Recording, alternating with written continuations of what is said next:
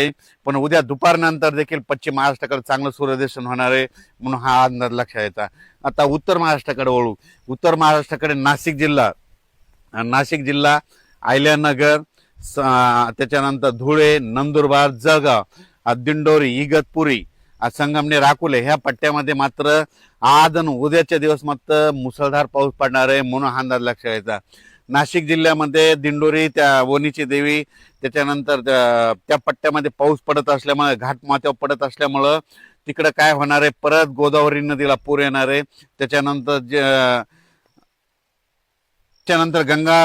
गंगापूरच्या धरणामध्ये पाणी येणार आहे, पुन्हा गंगापूर धरणाचा विसर्ग वाढणार आहे।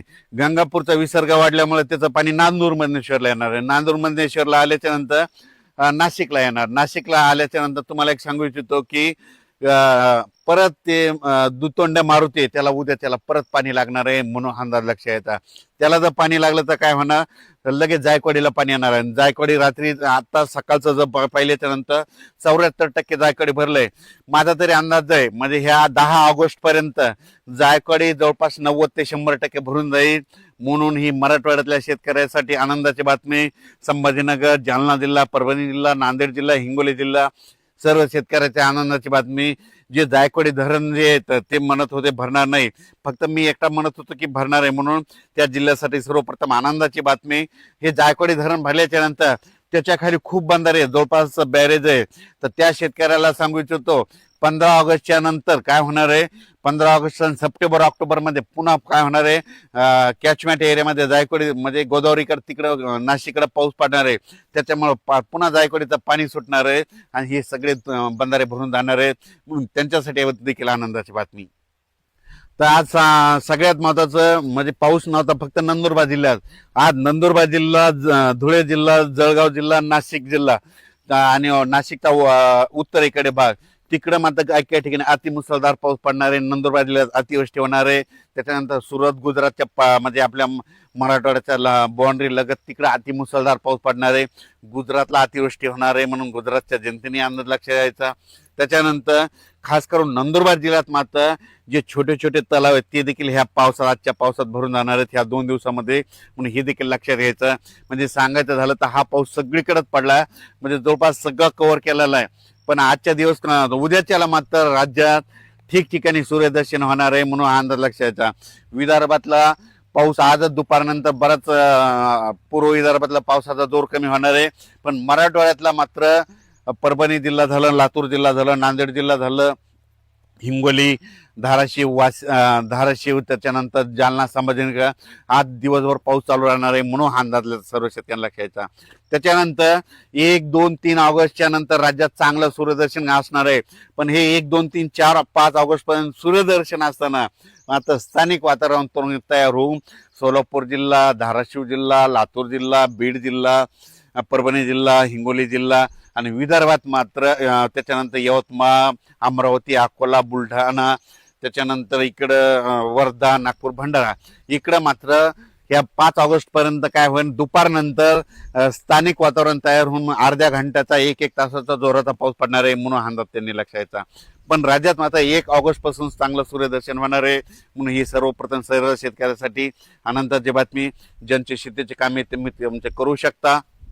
कालच्या पावसाने नांदेड जिल्हा, किनवट बऱ्याच शेतकऱ्यांच्या घरात पाणी शिरलं, त्याच्यानंतर नदीला देखील पाणी आलं, त्याच्यानंतर खूप परिस्थिती। माझी सर्व शेतकऱ्याला विनंती आणखीन आजच्या दिवस स्वतःची काळजी घ्या कारण की आजच्या दिवस वातावरण खराबच आहे म्हणून हा अंदाज सर्व शेतकऱ्यांना लक्षात घ्यायचा। मात्र वरुण राजाची बॅटिंग राहणार आहे मराठवाडा आणि उत्तर महाराष्ट्र।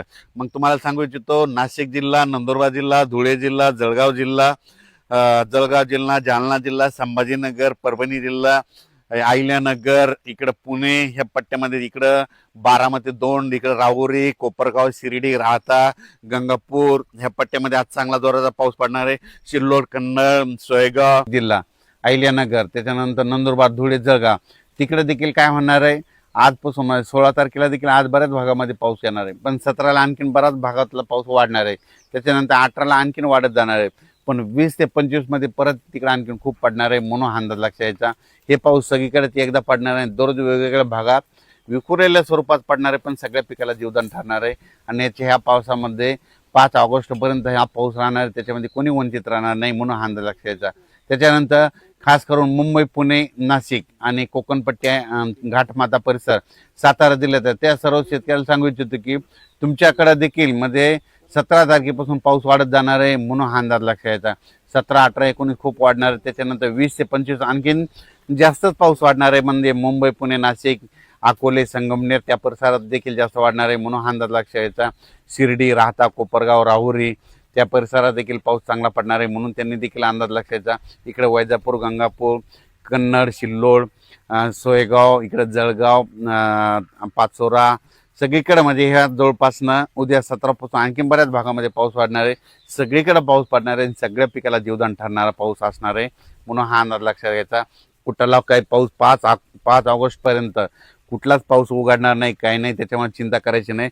फक्त पाऊस काय होणार आहे, आज ह्या भागात पडणार, उद्या त्या भागात पडणार, पुन्हा परवा त्या, पण सगळीकडे पडणार आहे. सगळ्या पिकाला जीवदान ठरणारा पाऊस असणार आहे. 16 जुलै ते 5 ऑगस्टच्या दरम्यान पाऊस एकदा सगळीकडे पडणार नाही, दररोज वेगवेगळ्या भागात पडणार, पण सगळ्यांना जीवदान ठरणारा पाऊस राहणार आहे. याच्या